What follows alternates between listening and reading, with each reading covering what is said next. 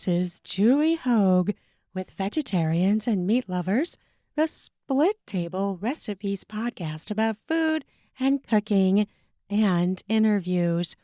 I really love to host and talk about recipes that work for families who are in a split table situation. And with Thanksgiving, this is super important too, because we all want to sit down and have a delicious meal with our family and friends, but we want to be able to eat the food, right?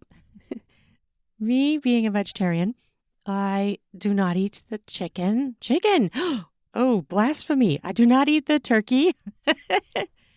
My stepmom always makes the turkey because she hosts Thanksgiving, and then she always makes stuffing. But she always makes me a little portion of stuffing without meat because she always puts meat in the stuffing. So I always tell her don't worry about it, but she does, which is really nice. But another way to enjoy stuffing is my recipe, vegetarian cheese and tofu stuffing. So if you are someone who does not want meat in your stuffing, but you want like a little bit of protein, this is a great recipe because you get the protein from the tofu and the cheese, right? And what I love about this one is it's just kind of unique, and it's another way to boost your protein when you're a vegetarian at the Thanksgiving meal. There are so many foods, like I'd never go hungry, right? Never go hungry, but this particular recipe I like because it does give a boost, and it's pretty easy to do. So this is on my website. I'm going to put a link to it down in the podcast show notes so you can easily get to it. And all you need is 8 ounces of tofu. I use the super firm. Cut it into chunks, or if you can find chunks, that works. But make sure you drain it.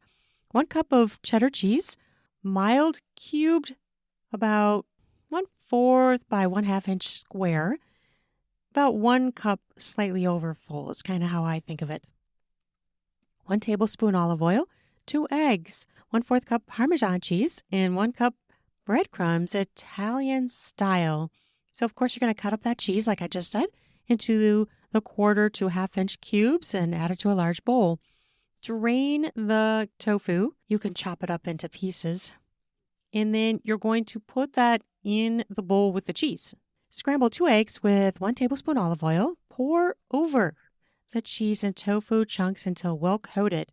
Then you're going to add 1 cup of Italian style breadcrumbs and 1/4 cup grated Parmesan cheese to the bowl and stir.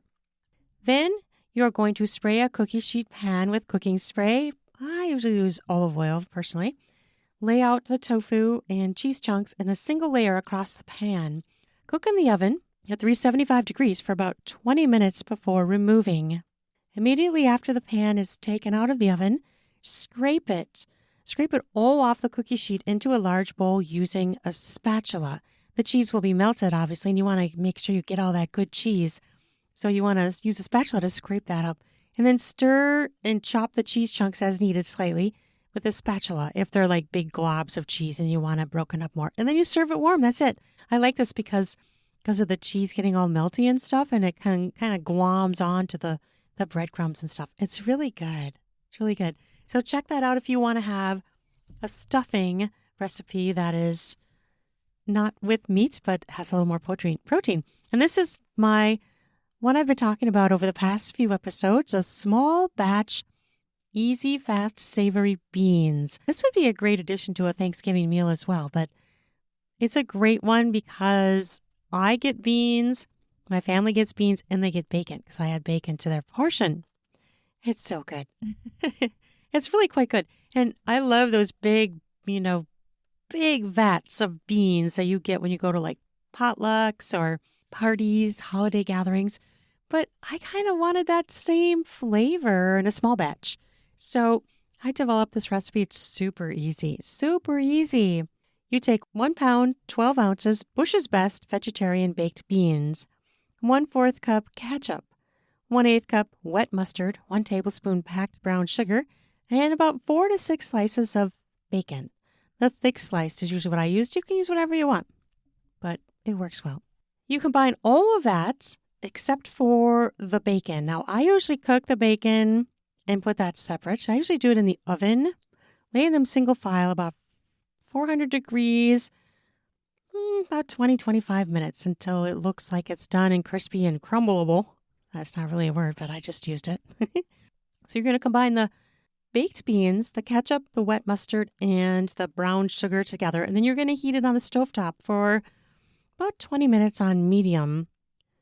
And then you simmer it, and it's going to be simmering and popping, and you'll know it's hot and ready. Then all I have to do is take out my portion, and that will be the meatless portion.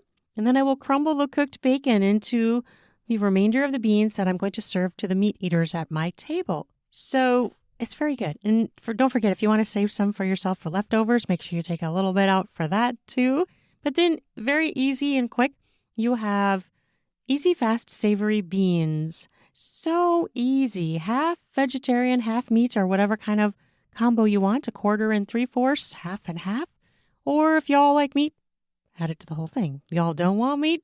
Omit the bacon, baby. It's super easy. So these are really easy recipes that are sides that work really well for a split table family for Thanksgiving and any day, really. Any meal. It makes it delicious. So are you excited about Thanksgiving? It is Thanksgiving week, and boy, it's come fast, hasn't it? My son is coming home from college, and they're going to have days off of school. It's so needed. They've been so busy. But I'm thinking, geez, how am I going to get all this work done I need to get done this week because of the holiday? That's the other thing. It ends up being kind of stressful, right? I'm not even hosting. We host Christmas this year. But just like doing everything you need to do. And then, with my son home, we'll be making meals. We make meals anyways, but I make them a little bit bigger when he's home. So I don't know. It's a fun time, but it's busy. We always get our Christmas tree on Friday too, which is super fun. My husband was wanting to get ahead of the game and considering taking down Thanksgiving decorations early. And I'm like, no, I just cannot get into taking down the Thanksgiving before Thanksgiving has happened. Like, I'm fine with Christmas up at the same time as Thanksgiving. We don't usually do that at our house. But I just cannot get into taking down the Thanksgiving decorations before Thanksgiving. That's just not in me. I mean, I get the whole getting ahead thing, but nope, not for me. I would rather just wait and do it. So much fun stuff coming up with the holidays, all the baking and the cooking. I also have a sweet potato recipe on my podcast. I think I put it on the podcast. If not, it's on my website. That's really super great for Thanksgiving as well. So many fun recipes. I think I have this squash thing, which is super interesting. It's like a squash bar. And I'm going to make a note to put that down in the podcast show notes too, because it's quite unique. And I think I have apple in it, if I remember right. It's very interesting. So there's so many good recipes. I'm sure you have your usual ones that you love. We all have our usual ones, right? And so we always keep making the same things because it's that tradition that we like. It's that, oh yeah, this time of year, I want to eat that again too. I usually make pumpkin pies too. I don't know about you, but I bought an apple pie at Sam's yesterday because I was just like, ooh, $10 apple pie. And it was a really good size one. Thinking about pies. And then I have a thing about making pumpkin pie too. Oh, and our really fun thing that we started when the kids were really young was on Thanksgiving Day and also on New Year's Day when they have the parades, we have cinnamon rolls. And I usually just buy frozen ones and set them out. But that's a thing my kids are used to. Do you have any things like that? So we always have the cinnamon rolls. So then I'm thinking, I just went to the store yesterday and I'm like, oh, I didn't buy the cinnamon rolls. But I have to go back anyways because I have to buy this salad that I'm bringing to Thanksgiving. So I'll get it then. And then the other thing my kids do is to make the gingerbread houses on Thanksgiving weekend. And that kind of stemmed from when we were in elementary school. They would always do grandparents coming to the school and helping the kids make gingerbread houses, which was always so much fun and so sweet. So once they got out of elementary school, they still wanted to keep making them. So till this day, they're still making the gingerbread houses. And the funny thing is they very rarely eat them. They like to make them and then they just sit there. Then we end up throwing them away. But it's a fun tradition.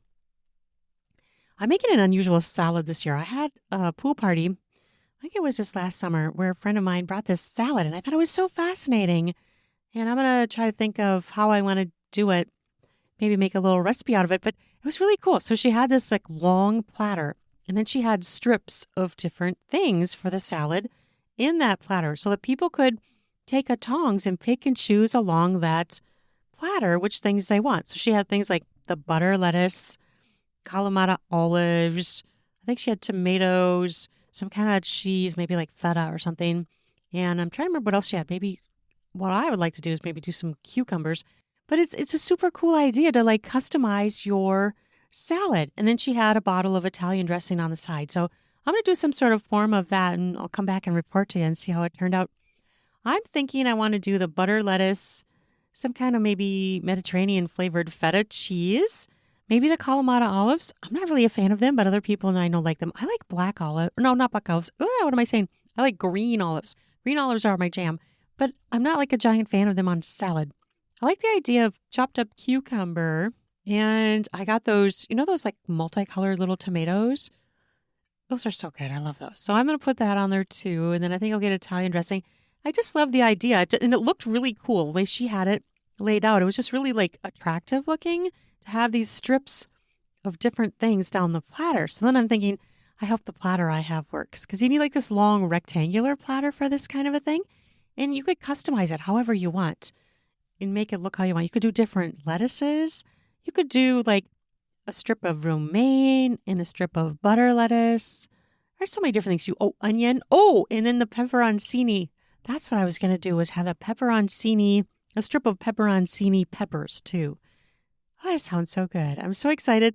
I love to do the regulars at Thanksgiving. Always I end up making the green bean casserole, the regular classic one, mostly because my dad always wanted it. So to this day, even though my dad isn't with us anymore, I still end up being the one that makes the green bean casserole.